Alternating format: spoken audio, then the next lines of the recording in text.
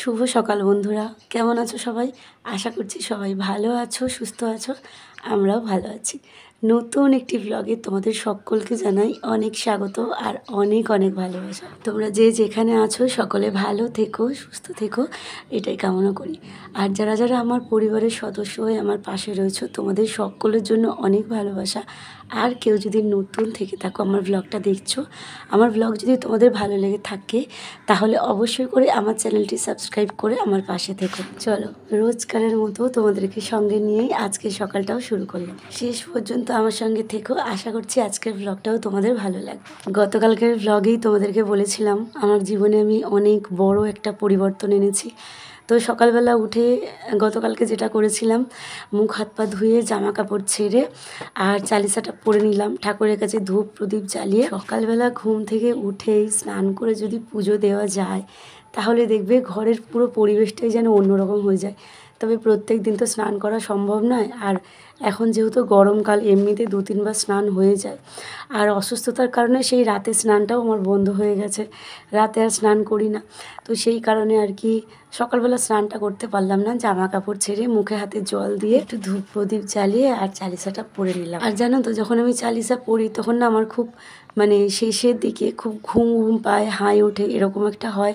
তো আমি ভাবছিলাম যে এরকম কেন হচ্ছে। আমার এক দিদিকে আমি জানাই, তো দিদি বলেছিলেন যে এটা হচ্ছে নেগেটিভ এনার্জি যেটা বেরিয়ে যাচ্ছে তোমার মধ্যে থেকে। সত্যি গো, এটা পড়লে অদ্ভুত যেন একটা শক্তি চলে আসে মনের মধ্যে, একটা অন্যরকম একটা অনুভূতি হয়। তোমাদের কাছ থেকে আমি অনেক কিছু শিখতে পারি, জানতে পারি, এত কিছু তো আমি জানতাম না। সত্যি গো, আমি তোমাদের কাছ থেকে অনেক কিছু জানতে পেরেছি, শিখতে পেরেছি। শেখার তো কোনো শেষ হয় না, আর শেখার কোনো বয়সও হয় না। যাই হোক, সকালটা বেশ ভালোভাবেই শুরু হলো। তো তারপরে আমি বিছানাটা তুলে নিলাম। আর গতকালকে রাত্রেবেলা মশারি খাটিয়েছিলাম, জানো তো। এই কয়েকদিন এত গরম পড়েছে, তো মশারি সেভাবে খাটানো হচ্ছিল না। তো গতকালকে রাত্রে বানুকে মশারির ভিতর নেব বলে সেই কারণেই ওর মশারিটা খাটানো হয়েছে। নাহলে না ওকে ওই খাঁচাতেই রাখতে হয় রাত্রেবেলা। আর যদি আমরা একটু মশারিটা খাটিয়ে নিই তাহলে ওকে বিছানায় নিয়ে ঘুমোতে পারি। ওকে ওই খাটের একটা সাইডে প্লাস্টিক পেতে দিয়ে ওকে বিছানা করে দিলে, আমার মেয়েটা যদিও বিছানার এদিক ওদিক হিসু করে না, কিন্তু তবুও বাচ্চা তো সেই কারণে পেতে দিই। কিন্তু ও ঘুমায় আমার একদম মুখের সামনে, যেখানে ফ্যানটা থাকে, ফ্যানের হাওয়াটা ওর গায়ে লাগে, তো ও এইখানটা শান্তিতে ঘুমোয় আর কি। কিন্তু মশারিটা না খাটালে তো ওকে নিতে পারি না। এখানে প্রচুর বিড়ালের উৎপাত। রাত্রেবেলা বানু খাট থেকে লাফ দেবে, আর প্রত্যেক দিন রাতে বিড়াল ঢোকে, জানো তো। আগেরবারেও দেখেছো মাছ নিয়ে চলে গেছে, বলেছিলাম তোমাদেরকে। তো সেই কারণে মশারিটা না খাটালে বাচ্চাটাকে আমি নিতে পারি না ভেতরে। মশারি খাটানো থাকলে বাচ্চাটাও আমাদের সাথে শান্তিতে একটু ঘুমোতে পারে। তো কালকে বানু আমাদের সাথে ঘুমিয়েছিল। আর এদিকে বিছানা টিছানা তুলে নিয়ে গতকালকে যেই জামা কাপড়গুলো আমি কেচেছিলাম সেগুলো আমার আর বিকেলে গোছাতে ইচ্ছে করে না একদমই। জামা কাপড় গোছাতে আমার সবচেয়ে বিরক্ত লাগে, জানো। কাচতে খুব ভালো লাগে, সমান টান টান করে মেলতে খুব ভালো লাগে, কিন্তু আমার জামা কাপড় গোছাতে একদমই ভালো লাগে না। তবুও করতে হবে, ভালো না লাগলেও কী করা যাবে। নিজের সংসারের কাজ ভালো মন্দ বিচার করে তো আর করা যায় না। যেটা ইচ্ছা করবে সেটাও করতে হবে, যেটা ইচ্ছা না করবে সেটাও করতে হবে।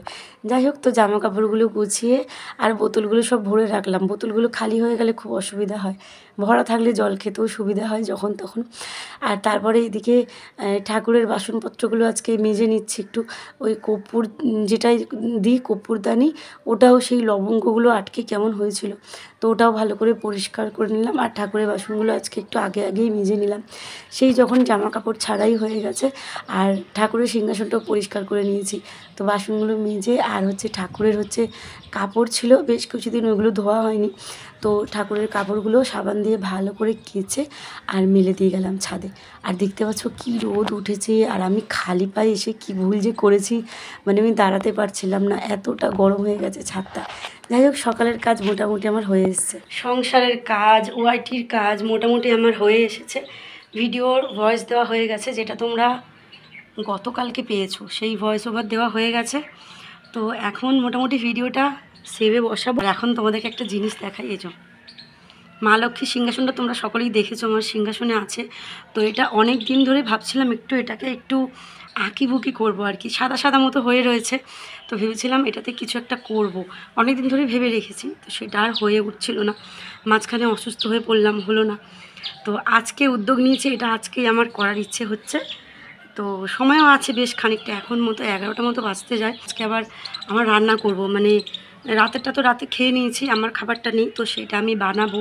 তো আজকে আমি এটা নিয়ে বসবো, এটা পুরো হয়ে যাক, তারপর আমি তোমাদেরকে দেখাবো। আজকেই করার ইচ্ছে আছে, দেখা যাক কত দূর কী করতে পারি। আর একটা আনন্দের বিষয়, আমার কাছে কতগুলো রং হয়ে গেছে দেখো, 1 2 3 4 5 6 7টা 7 রকম রং আমার কাছে এখন আছে। আর আছে হচ্ছে 3টে তুলি, এই 3টে তুলি দিয়ে আমি সমস্ত কাজ করি। আর রঙগুলো আমি একসাথে করে কিন্তু কিনিনি,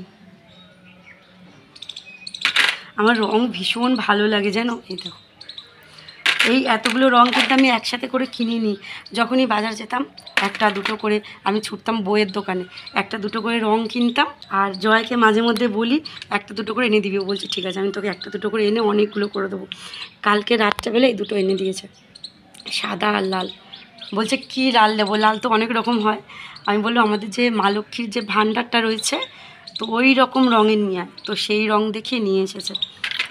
এইগুলোও জয় এনে দিয়েছিলো, হলুদ, নীল, সবুজ, এগুলো জয় এনে দিয়েছিলো। আর এই দুটো নতুন, এই দুটো কালকে জয় এনে দিয়েছে রাত্রেবেলা। তো এই করে করে আমার আর কি অনেকগুলো রং হয়ে গেছে, আগে একটাও ছিল না। তো এই 1 2 করে করে আরও অনেক রং করবো, আমার রং ভীষণ ভালো লাগে জমাতে, এটা ওটা বানাই তো। আসলে ছোটোবেলায় এই জিনিসগুলো আমি পাইনি, ছোটোবেলায় খুব ইচ্ছা হতো। মামার বাড়ি যেতাম, মামার ছেলের মানে আমার ভাইয়ের যে রং, বড় বড় রঙের বক্স ওকে কিনে দেওয়া হতো, ওদের বাড়ির লোকরা দিত। তো স্কেচ পেন মানে অনেক রকমের রঙ, এরকম বড় বড় বক্সগুলো হয়, সেগুলো আমাকে সেই আঁকিবুকি করার জিনিসগুলো কিনে দেওয়ার কেউ ছিল না।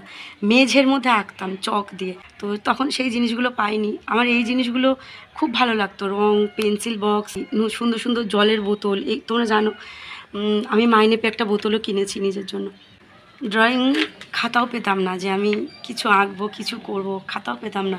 যখন ভাইয়ের খাতা শেষ হয়ে যেত, মানে আমার মামার ছেলের খাতাগুলো কি করবে, দিয়ে দিত মাকে। তো ওই খাতা আর রং পেন্সিলগুলো যখন ছোট্ট ছোট্ট হয়ে যেত, বা স্কেচ পেনে কালি পড়তো না, সেগুলো নিয়ে আসতাম। এনে স্কেচ পেনের ভেতরে একটা তুলি থাকে, দেখবে লম্বা মতো তুলি থাকে একটা, ওর মধ্যে জল দিতাম, দিয়ে ওগুলোর থেকে রং বের করে আঁকতাম। তারপর ওই মোম রঙগুলো ছোটো ছোটো হয়ে গেলে দিয়ে দিত, ওগুলো নিয়ে আসতাম। ছোটো থেকে রঙের প্রতি আমার প্রচুর ভালোবাসা। তো এখন আমার সুযোগ হয়েছে, আমি 1 2 করে কিনে কিনে, সেরকম সুযোগ হয়নি ছোটোবেলা থেকে, এখন সুযোগ সুবিধা হতে আমি 1 2 করে কিনে কিনে রঙগুলো জমাই, কাজ করি। আমার খুব ভালো লাগে যখন এই রঙ আমার হাতের মধ্যে লাগে না, আমার কেন জানি না একটা অন্যরকম আনন্দ হয় যখন আমি রঙের কাজ করি, আমার হাতে রঙ ভর্তি হয়ে যায়, আমার ভীষণ ভালো লাগে। তো এই আর কি, হঠাৎ করে মনে পড়লো তাই তোমাদেরকে বললাম। যাই হোক, এই জিনিসটা আমি এখন একটু আঁকিবুকি করবো, মিনি ব্লগে দিয়ে দেবো পুরোটা কীভাবে কীভাবে আমি বানাচ্ছি। তো এখন এইগুলো নিয়ে আমি বসবো একটু, চলো আবার পরে দেখা হচ্ছে। তো এদিকে দেখো 1 গামলা বাসন নিয়ে চলে এসেছি। এই বাসনগুলো প্রত্যেক দিন গোছানো হয় না, জানো তো, মাঝে মধ্যে গোছাই, তবে মাঝে মধ্যে ভাবি গামলার মধ্যে আছে থাক, তো সেই ভেবে আর কি গোছানো হয় না, তখন খুব অসুবিধা হয়, মানে ছোট্ট বাটিগুলো, চামচগুলো খুঁজে পাওয়া যায় না। তো ওই জন্য আমি চেষ্টা করি যখনই হাতে একটু সময় পাই, ইচ্ছে করে আর কি, তো তখনই আমি এই বাসনের র্যাকের মধ্যে সমস্ত বাসনগুলো সুন্দর করে গুছিয়ে রাখি, যাতে যখনই যেটা দরকার পড়ে তখনই সেটা মানে হাতের কাছে পাওয়া যায়। তো সমস্ত বাসনগুলো গুছিয়ে নিচ্ছি। আর লাইটটা এই জানলাতে লাগিয়েছিলাম, দেখো মানে রান্না করি তো দেখা যায় না, লাইটটা ওই পিছন দিকটায় ছিল, তো রান্না করলে না মানে দেখা যায় না আর কি অন্ধকারে, তো ওই জন্য জানলা থেকে লাইটটা ঝুলিয়ে দিয়েছি। কিন্তু দিনের বেলা লাইটটা জ্বালালে ভিডিও করতে অসুবিধা হয়, আবার দেখাও যায় না, রান্নাঘরে তো আলো ঢোকে না সেরকম একটা। তো যাই হোক, সেই কারণে আর কি লাইটটা এখানে ঝুলিয়েছিলাম সামনের দিকে। আর তারপরে আমি বসে গেছি সবজি কাটতে।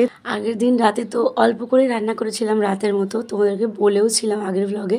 ওই রুটি আর কচু কুমড়ো দিয়ে একটা তরকারি করেছিলাম আলু ছাড়া, ওটা দিয়ে রাত্রেবেলা দুজন খেয়ে নিয়েছি, মানে হিসেব মতো করেছিলাম যাতে দুজনের হয়ে যায়, মানে তরকারিটা যাতে সকাল পর্যন্ত না থাকে। এখন দেখো মাছ মাংস যদি রান্না হয় তখন থেকে যাবে, মাঝে মধ্যে খেয়ে নেবো, কিছু করার নেই। কিন্তু এখন থেকে আমি চেষ্টা করব টাটকা করে টাটকাটা খাওয়ার, মানে অল্প করে রান্না করব রাত্রেবেলা, দুজনের যাতে হয়ে যায়, আর সকালবেলার দিকটা আমি অল্প করে করে নেবো। একটু কষ্ট হয়তো হবে, কিন্তু শরীরটা ভালো থাকবে। আর নিজের জন্য এইটুকু কষ্ট তো করাই যায়, তাই না? তো আমি সবজি খাবো বলেছি বলে দেখো জয় কত রকমের কত কিছু সবজি এনে দিয়েছে। আর এখানে আমি তৈরি করছি আমার জন্য খিচুড়ি। সেরকম কিছুই দিইনি, দেখতে পেলে একদম একটুখানি তেল দিয়েছি ফোড়নটা দেওয়ার জন্য, জিরে ফোড়ন দিয়েছি। এর মধ্যে জানি অনেক কিছু দেয়, আদা বাটা অনেক কিছু, কিন্তু আমি সেরকম কিছু দিইনি আর কি। সাদা মাটার মধ্যে করতে চাইছিলাম, একদম সেদ্ধ রকম মতো আর কি। তো সেই কারণে একটুখানি জিরে ফোড়ন দিয়ে আর সমস্ত সবজি দিয়ে দিয়েছি। খুব একটা ভাজাভুজিও করিনি সবজিগুলো। এখানে ছিল ক্যাপসিকাম, গাজর, কুমড়ো, কচু। কচুটা আমার খেতে খুব ভালো লাগে। আলু দিইনি তো যেহেতু, সেই কারণে গাঁটি কচু দিয়েছি। তারপরে হচ্ছে একটুখানি পেঁয়াজ দিয়েছি আর ছোট্ট অর্ধেক টমেটো দিয়েছি। অর্ধেক না, একটা ছোট্ট টমেটো হয়তো, আর কাঁচা লঙ্কা। টমেটোটা খেতে আমি ভীষণ ভালোবাসি।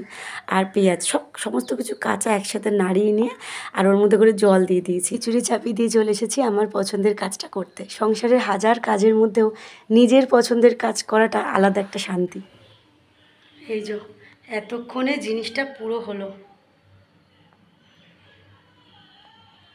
এটা কিন্তু একবারে হয়েছে ভেবো না, অনেকক্ষণ ধরে কাট করে করে মানে ঘরের কাজ করছি, তার সাথে সাথে এটা সময় সময় করছি। আমার জন্য রান্না করলাম, তো খিচুড়িটা হয়ে গেছে। এখনও খুলে দেখিনি কেমন আছে না আছে। প্রেশার কুকারটা খুলে দেখবো যে কেমন হয়েছে খিচুড়িটা। তার আগে ভাবলাম তোমাদেরকে একটু দেখাই, দাঁড়াও ব্যাক ক্যামেরা করে দেখাই। অনেক দিন পর আঁকলাম জানো তো, তা আবার মায়ের সিংহাসনে অনেক সাহস করে এঁকেছি। জানি না কেমন হয়েছে না হয়েছে, অনেক বছর পর আঁকলাম। দাঁড়াও দেখাই ব্যাক ক্যামেরা করে। এই দেখো, জানিও তো কেমন হয়েছে। আমার হাতের অবস্থা দেখো।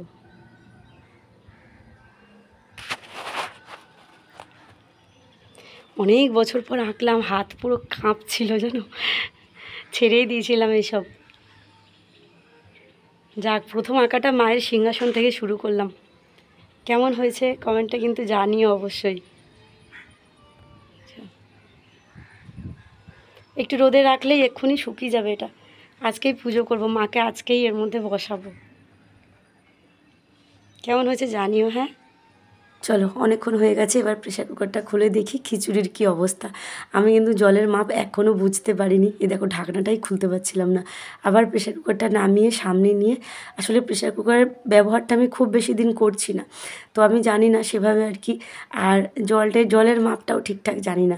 তবে এখন সেদিনে যে ডাল করেছিলাম সেটাও দেখছি বেশ মানে আন্দাজ করে ঠিকঠাকই দিয়েছি।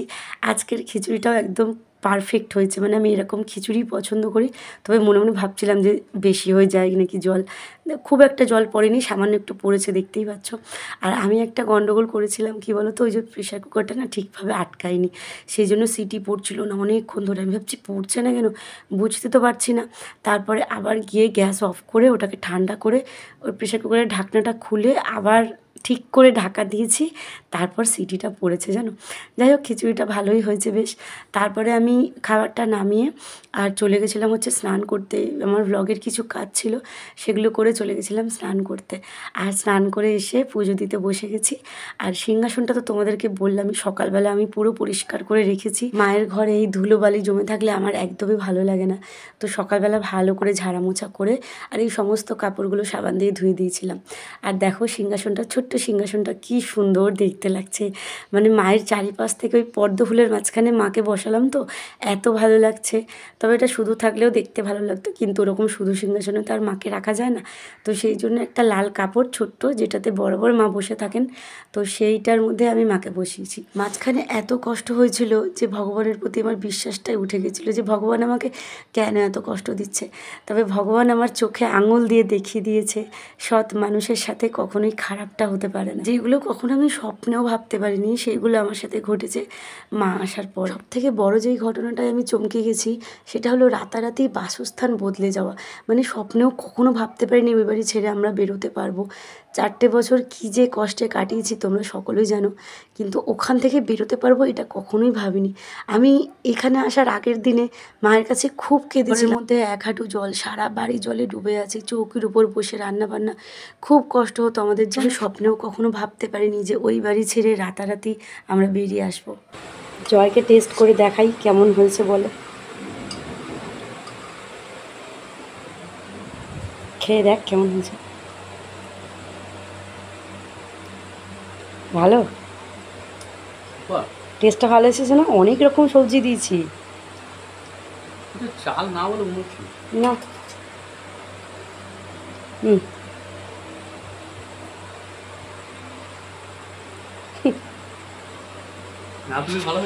হুম, ভালো থাকবে।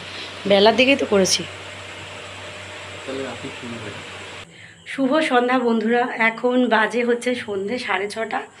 আর জয় আজকে দুপুর না, ঠিক বিকেল বিকেল করে বাড়িতে চলে এসেছিলো। তখন ওই 4টে 4:30 মতো বাজে। আমি জানতামও না, গেটের সামনে এসে বলছে দরজা খোল।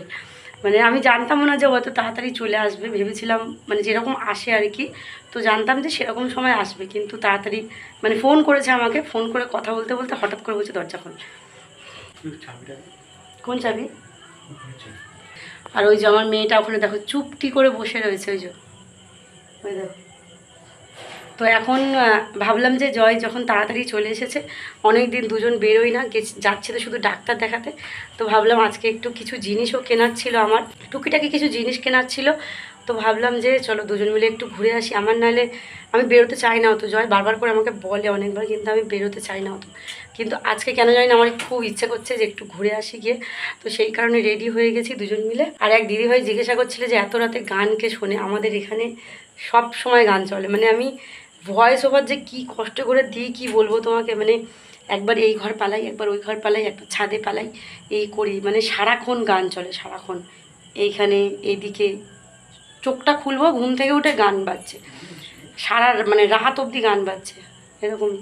তো খুব কষ্ট করে আমাকে ভয়েস ওভার দিতে হয়, কিছু বলার নেই, আমরাও ভাড়া থাকি আর তারাও শুনছে, আর কি বলবো।